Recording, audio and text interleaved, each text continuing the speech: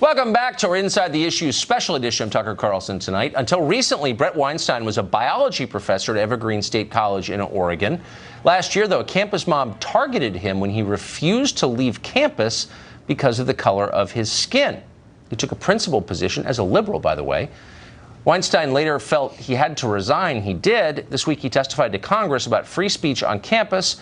And after he did that, he spoke with us. Here it is. Professor, thanks for joining us.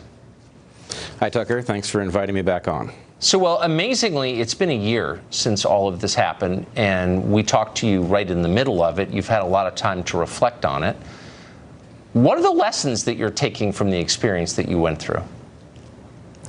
Wow, it is hard to imagine that it's been a year, but it has been almost exactly a year, and much has changed. I think one of the things that's most important is that the conversation is in a very different place than it was last May. We are now able to discuss issues of identity politics, and though people are still inflamed on both sides of that dialogue, we are able to have those discussions in a way that was virtually impossible last May.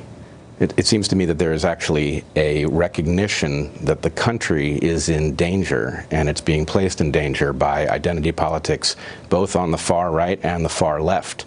And so I see a movement led in part by the intellectual dark web, and the Heterodox Academy, and FIRE, towards what I would call the patriotic center, where people who disagree over many issues of policy find themselves aligned over basic American principles. Yes.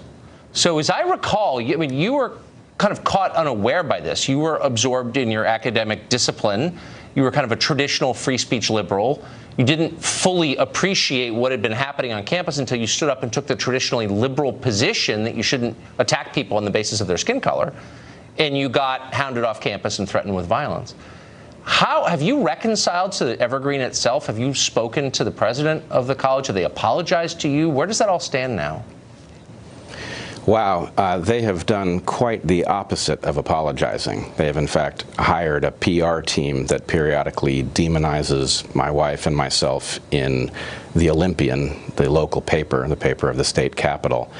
And things on campus have actually grown, as much as it's hard to imagine, much worse than they were during the riots of May 2017. So the Evergreen State College has taken a turn towards the authoritarian that is nothing if not breathtaking. People are being fired for their willingness to offer any sort of challenge to the administration. Those who support the administration in its reckless quest for what is falsely called equity are being promoted, and the college faces a terrible financial crisis as a result of the fact that students are not showing up. Having seen what the campus is descending into, people have decided to go elsewhere for college, which has put the college $6 million in the red. It's all so sad and crazy. So unless I'm missing something, all you did was say, I'm not going to leave because I'm the wrong skin color. I mean, you took a kind of traditional civil rights position, I think, on what was going on at Evergreen. On what grounds are they attacking you? What are they saying about you?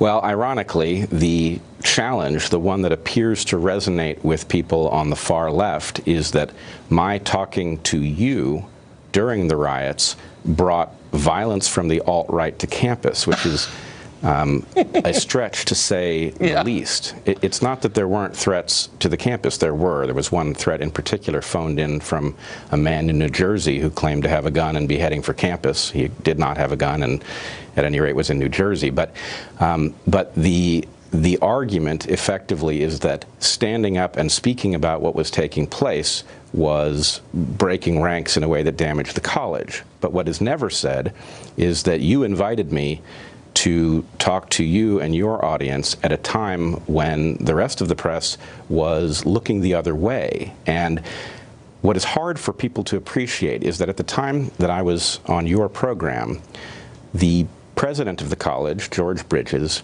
had literally stood down the police force so that they were unable to intervene between rioters and members of the community like myself. And the rioters took up carrying baseball bats and batons. They challenged people who disagreed with them physically.